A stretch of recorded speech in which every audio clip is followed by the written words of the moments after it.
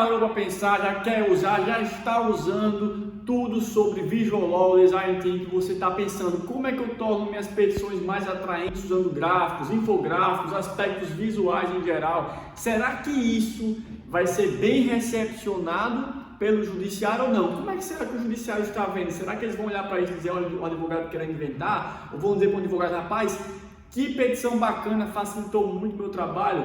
É sobre isso que vamos discutir no episódio de hoje. Dentro dessa questão do facilitar a atividade do juiz, hoje em dia a tecnologia permite que o processo eletrônico, né, o advogado, a advogada possam trabalhar dentro da petição outros aspectos além do texto. Então, um contrato que está digitalizado, eu posso tirar como se fosse a foto daquele contrato, do trecho do contrato, colocar dentro da própria inicial para trazer o destaque daquela prova, né? Dentre outros fatores, que é o que na academia e na parte de advocacia mais atualizada, estão chamando de direito visual ou visual law, né?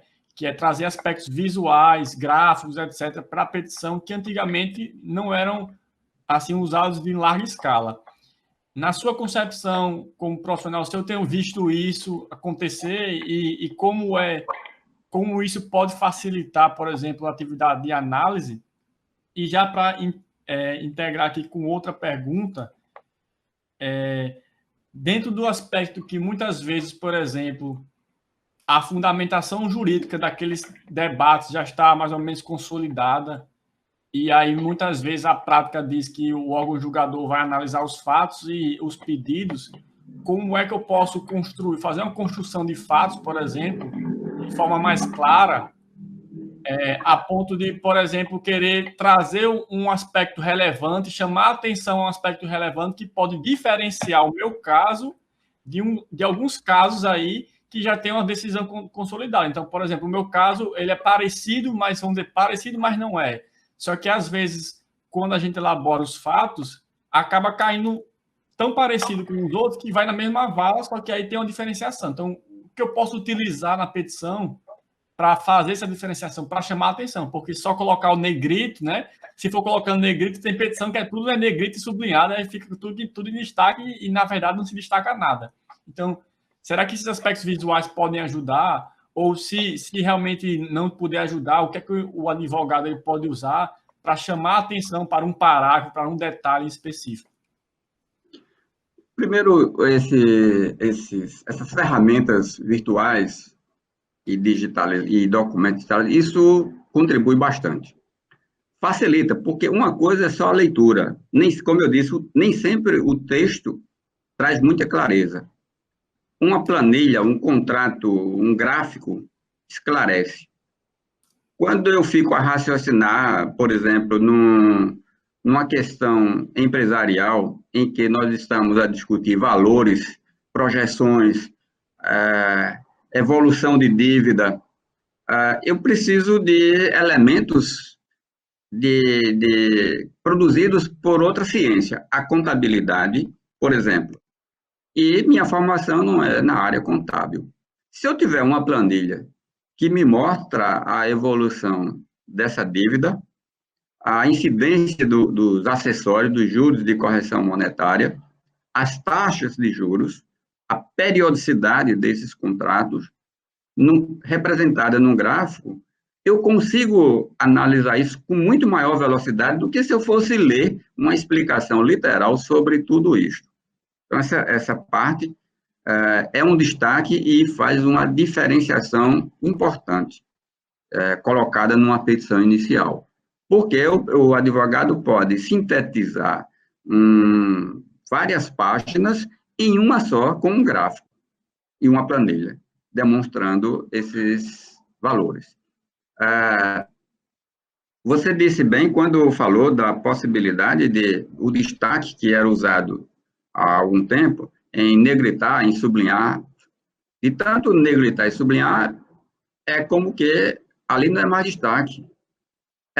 A petição toda está negritada e sublinhada, então não há destaque. As causas que são repetitivas parecem que serão analisadas de um modo geral, iguais. Eu preciso diferenciar, mostrar a diferenciação daquela que eu defendo em relação a que o juiz está habituado a julgar. Aí, esse capítulo que mostrará o destaque precisa ser bem destacado. É este que eu vou colocar na petição de uma forma que o juiz enxergue dentro de todos os argumentos que eu lancei. E eu vou explorar essa diferenciação. O restante eu já sei como o juiz decidirá, mas eu quero que ele decida diferente por esse destaque. Então, toda a minha argumentação estará direcionada para esse destaque que eu quero convencer o juiz a decidir de forma diferente. E ele precisa ver, senão a petição, a sentença dele estará pronta. Se eu não mostrar isso em destaque, estará pronta. Essas ferramentas trazem uma contribuição muito grande e tira o processo daquele caminho que a gente chama, numa linguagem diferenciada, a vala comum. O processo sai da pilha comum para a análise individual do processo como deve ser. A circunstância muda o julgamento. Todo processo aparentemente semelhante pode ter uma diferença. O advogado tem que mostrar essa diferença ao juiz, para permitir que a análise também seja diferente. A argumentação pode não ser tão boa, mas o pedido precisa ser bem feito. Justamente porque a lei me impõe ao juiz a limitação ao pedido.